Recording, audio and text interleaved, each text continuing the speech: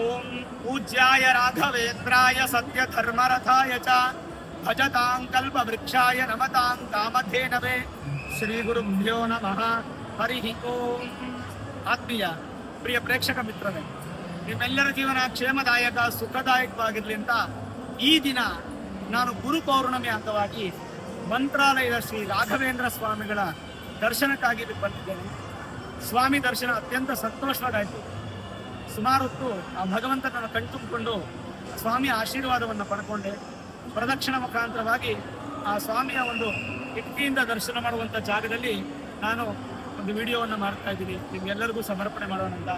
ತುಂಬ ವಿಪರೀತ ಜನ ಗುರುಪೌರ್ಣಮಿ, ಮಂತ್ರಾಲಯ, ಗುರುಗಳು, ರಾಯರು ಅವ್ರ ದರ್ಶನಕ್ಕೆ ಬಂದಿರತಕ್ಕಂಥದ್ದು ವಿಪರೀತವಾದ ಜನ.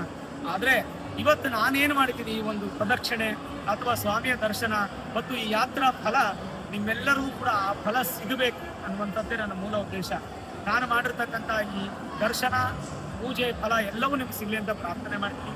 ಹಾಗೆ ರಾಘವೇಂದ್ರ ಅಂದರೆ ಕಲಿಯುಗದ ಕಲ್ಪವೃಕ್ಷ, ಕಲಿಯುಗದ ಕಾಮಧೇನು ಅಂತ ಕರಿತೀವಿ.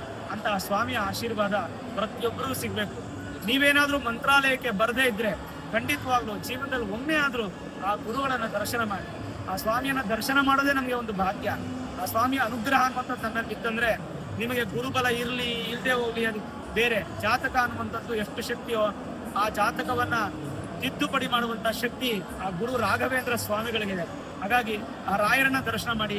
ನಿಮ್ಮ ಜಾತಕದಲ್ಲಿ ಎಂಥ ದೋಷ ಇದ್ರೂ ಕೂಡ ಆ ಗುರುವಿನ ಬಲ ಅನ್ನುವಂಥದ್ದು ನಿಮಗೆ ಸಿಕ್ಕಿದ್ರೆ ಖಂಡಿತವಾಗ್ಲೂ ಯಥೇಚ್ಛವಾದಂಥ ಪುಣ್ಯ ಫಲ ಅನ್ನುವಂಥದ್ದು ಪ್ರಾಪ್ತಿ ಆಗುತ್ತೆ. ತನ್ಮೂಲಕ ನಿಮ್ಮ ಮನೆ, ಮನ, ನಿಮ್ಮ ಐಶ್ವರ್ಯ ಎಲ್ಲವೂ ಸಿದ್ಧಿ ಆಗುತ್ತೆ.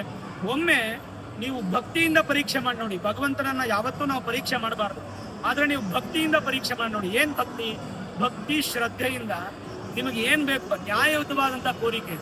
ನನಗೆ ಒಂದು ಸಂತಾನ ಆಗ್ಲಿ ಅಪ್ಪ, ನಾನೊಂದು ಮನೆ ಕಟ್ಟಬೇಕಪ್ಪ, ನ್ಯಾಯಯುತವಾದಂಥ ಒಂದು ಕೋರಿಕೆಯನ್ನ ಪಡ್ಕೊಂಡು ಬಂದು ಇಲ್ಲಿ ಭಗವಂತನ ದರ್ಶನ ಮಾಡಿ ಖಂಡಿತವಾಗ್ಲೂ ನಿಮಗೆ ಆ ಸ್ವಾಮಿಯ ಆಶೀರ್ವಾದ ಸಿಕ್ಕಿ ಸುಖ ಸಂತೋಷದಿಂದ ಬಾಳ್ತೀರ ಅನ್ನೋದ್ರಲ್ಲಿ ಸಂದೇಹ ಇಲ್ಲ.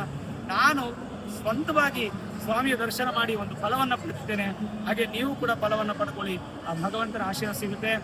ಮರಿಬೇಡಿ, ಮಂತ್ರಾಲಯ ಬಂದು ರಾಯನ ದರ್ಶನ ಎಷ್ಟು ಮುಖ್ಯನೋ, ತೀರ್ಥವನ್ನ ತಗೊಂಡು ಅಕ್ಷತೆ, ರಕ್ತಾಕ್ಷತೆ ಅಂತ ಅದಕ್ಕೆ ಹೆಸರು, ಕುಂಕುಮದಿಂದ ಕಲಿಸಿದ ಅಕ್ಷತೆಯನ್ನು ಮಾತ್ರ ತಗೊಳ್ಳೋದು ಮರಿಬೇಡಿ. ತಗೊಂಡೋದನ್ನ ತಲೆ ಮೇಲೆ ಹಾಕ್ಕೊಳ್ಳಿ. ನಿಮಗಿಂತ ಹಿರಿಯರ ಕೈಯಲ್ಲಿ ನೀವು ತಲೆಗೆ ಹಾಕ್ಸ್ಕೊಳ್ಳಿ. ಅದನ್ನ ಉಳಿದ್ರೆ ಮನೆಗೆ ತಗೊಂಡೋಗಿ ಇಟ್ಕೊಂಡು ಪೂಜೆ ಮಾಡಿ. ಖಂಡಿತ ಒಳ್ಳೇದಾಗಲಿ. ಮತ್ತೊಮ್ಮೆ ಪೂಜ್ಯಾಯ ರಾಘವೇಂದ್ರಾಯ ಸತ್ಯ ಧರ್ಮರಥಾಯ ಚ